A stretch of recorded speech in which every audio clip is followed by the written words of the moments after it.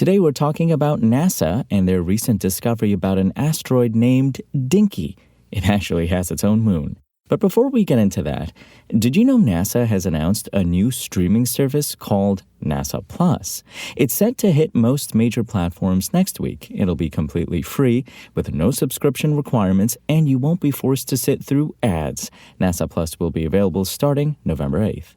The space agency previously teased the release of its upcoming streaming service over the summer as it more broadly revamped its digital presence. At the time, it said NASA Plus would be available on the NASA iOS and Android apps and streaming players including Roku, Apple TV, and Fire TV. You will also be able to watch it on the web. There aren't too many details out just yet about the content itself, but NASA says its family-friendly programming embeds you into our missions with live coverage and original video series. NASA already has its own broadcast network called NASA TV, and the new streaming service seems to be an expansion of that. But we'll know more when it officially launches next Wednesday. NASA's Lucy spacecraft, first launched in 2021 to explore the Trojan asteroids trapped near Jupiter, has made an interesting discovery. The spacecraft found an asteroid, nicknamed Dinky, that actually has a smaller asteroid orbiting it, as originally reported by Scientific American. That's right, it's basically a moon with its own moon. It's an Ouroboros of cosmic curiosity. The technical term here is a binary asteroid pair, and Dinky, whose real name is Dinky, was spotted by Lucy during a quick flyby. That's when the spacecraft spotted the smaller moon orbiting it. A binary was certainly a possibility, Jessica Sunshine, a planetary scientist at the University of Maryland, told Scientific American, but it was not expected, and it's really cool. As a matter of fact, the flyby itself wasn't supposed to find anything of note. It was simply a trial run for the team to hone its skills before investigating the aforementioned Trojan asteroids orbiting the Sun ahead of and behind Jupiter. The team wanted to make sure Lucy's probe would successfully latch onto a space rock even when both objects were moving extremely fast.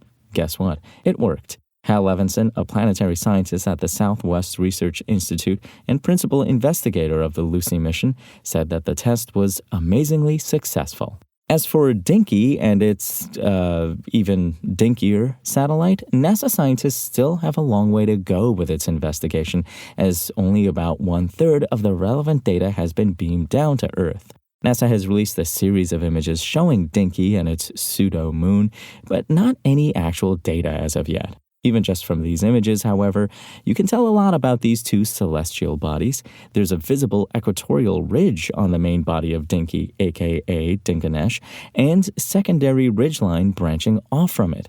The parent asteroid is covered in craters, likely the result of numerous hits by other asteroids. Levinson says that there are more images to come of the secondary satellite, and that these pictures suggest that the junior asteroid has some interesting stuff going on. He goes on to say that the shape is really bizarre. Binary asteroid pairs are not rare, as researchers have found that around 15% of near-Earth asteroids boast a cute little orbital companion. NASA and affiliated researchers are still waiting for more data on the pair, including color images and spectroscopy that should shed some more light on the two asteroids. Levinson says that's a lot of cool stuff to come. In the meantime, Lucy will continue on its original mission to investigate those mysterious Trojan asteroids near Jupiter. It'll make contact with one in 2025.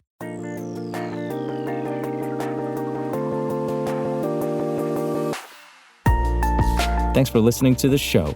Make sure to rate, review, and subscribe on Apple Podcasts. Today's show featured journalism by Engadget contributors Cheyenne McDonald and Lawrence Bonk and was produced by Spoken Layer. I'm Imran Sheikh, and we'll talk more tomorrow.